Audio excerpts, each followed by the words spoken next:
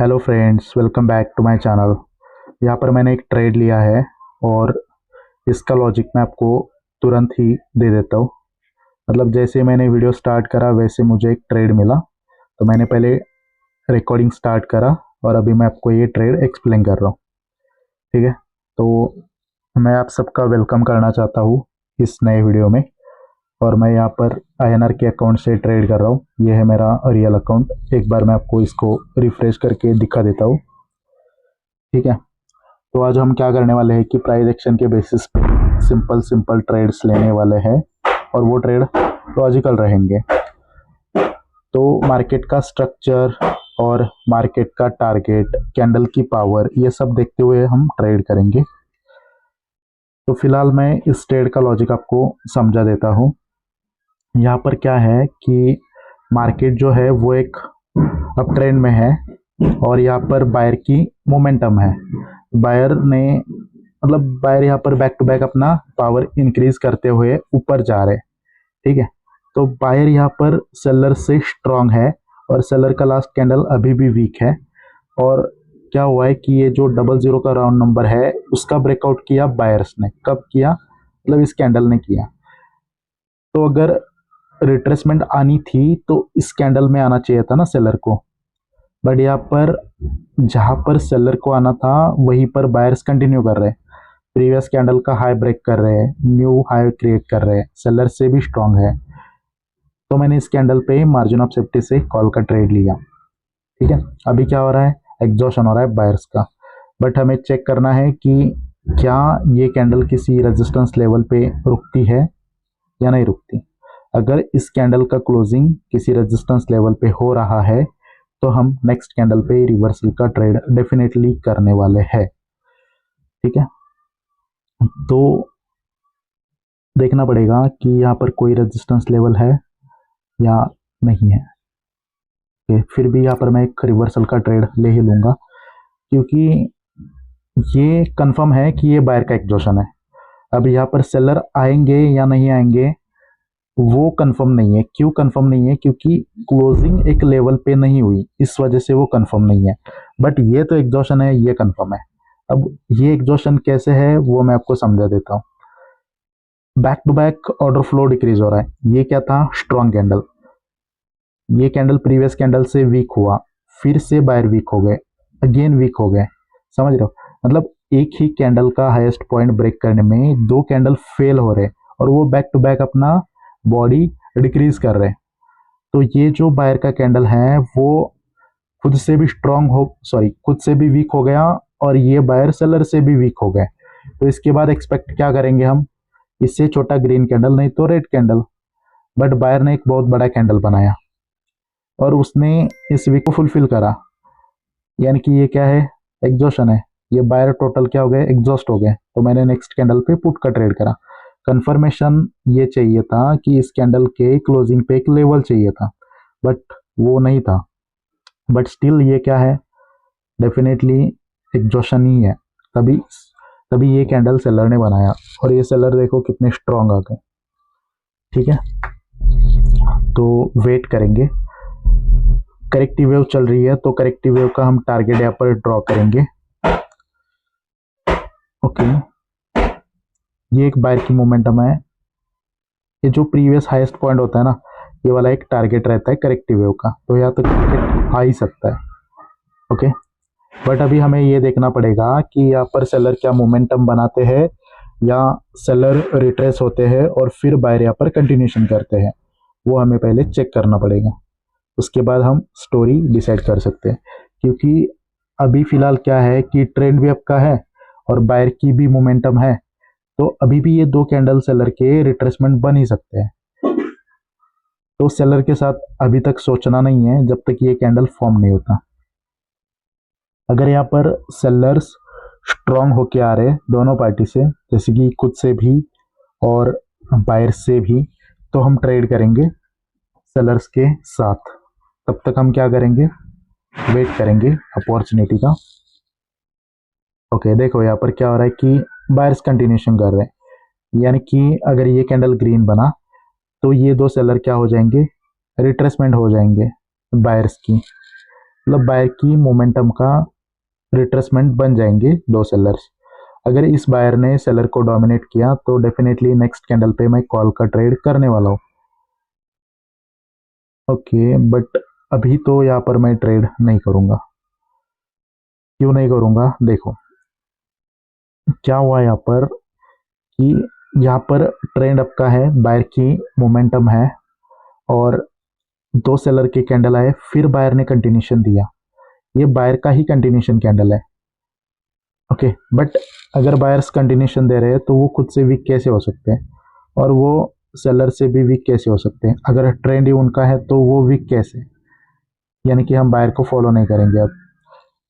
Okay, तो ये जो टॉप पे बना है वो पैटर्न कौन सा है, हम एक बार चेक करते हैं कि अगर वो एंगल्फिंग है तो हम, ठीक है, पहले मैं चेक करता हूँ कि क्या ये एंगल्फिंग है या नहीं है। तो जो रेड कैंडल है उसके 50% से ज़्यादा चाहिए हमें ये वाला कैंडल। ओके, तो ये है आपका रेड कैंडल का 50%।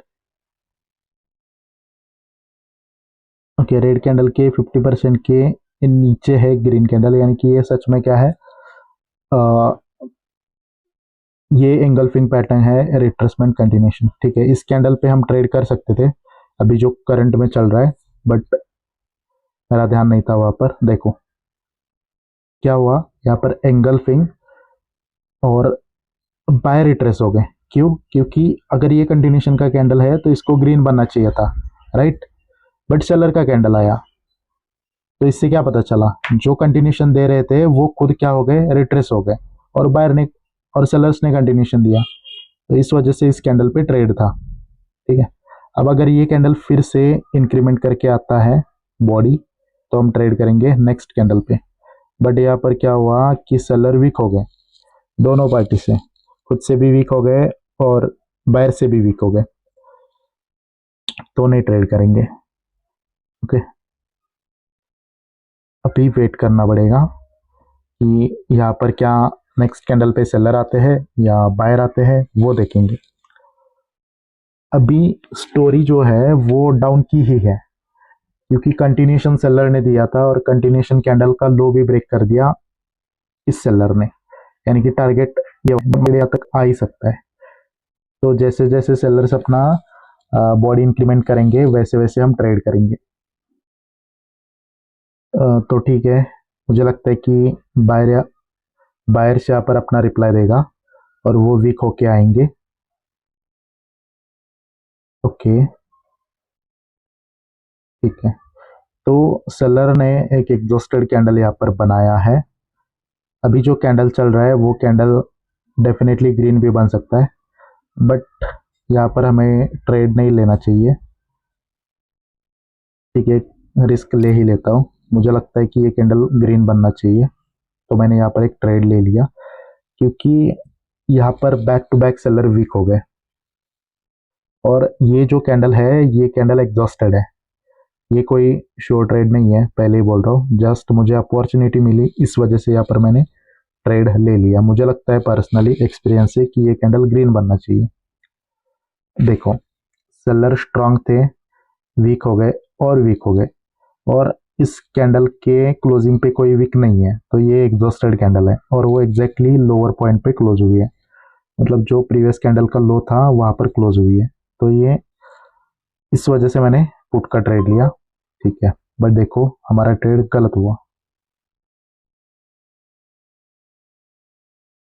ठीक है, तो अभी ये बन सकता है ग्रीन कैंडल, बट अभी तो हम ट्रेड नहीं करेंगे, क्योंकि जहां पर कुछ कंफर्मेशन नहीं था वहां पर हमने गलती करी है ट्रेड लेके। तो अब हम क्या करेंगे, जहां पर ज़्यादा प्रोबेबिलिटी है, ज़्यादा जहां पर कंफर्मेशन है, वहीं पे हम ट्रेड करेंगे।